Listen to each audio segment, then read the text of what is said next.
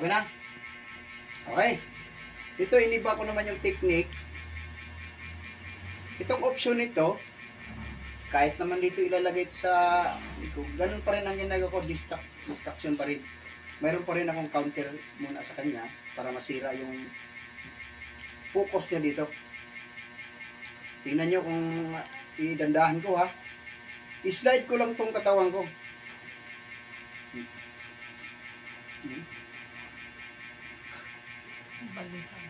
Nabaliktad. Pero pwede rin gamitin yun ng simple lang na pwede ko siyang diagawin ng kutsilyo. Itong talim niya. Dito ako kukuha sa distraction. Tingnan yung kamay ko ha. Yan. Medyo mabilis nga lang. Kaya, dito dadahanin ko baka makita niya. Medyo mabilis nga lang yun.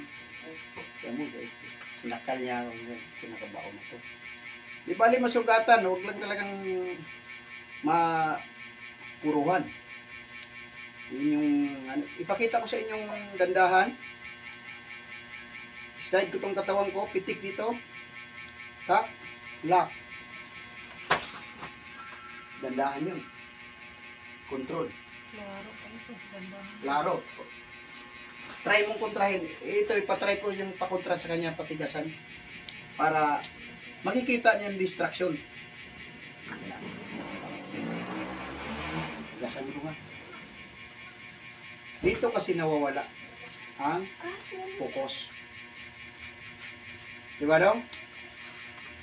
Uy. Okay na. Saksak daw. Ito ha. Pagsakpan ko dito, back. Pwede akong gumawa ng back press. Alright? Ikot. Control. Ulitin ko. Ito ginagawa ko hawak. Pero sa actual yan, sa lungat. Yan. Yan. Ito dito na ang patama sa actual yan. Ito pa sa lungat. Basta lagi ko sinasabi na pwedeng gawin itong diretso. Pwede rin ito. Pwede back press bago po ikutin. Para safety.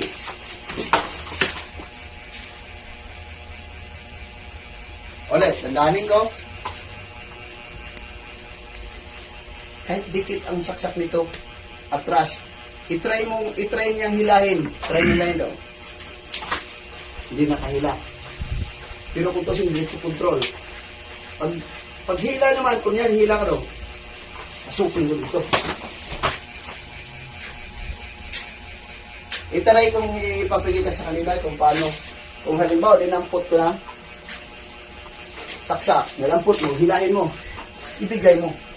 O, tinan mo ha. O, hila. Pasok. Depende na yan sa nagre-receive ng technique. Siguro, kung ang receiver medyo kulang sa diskarte, pamaraan, kayang-kaya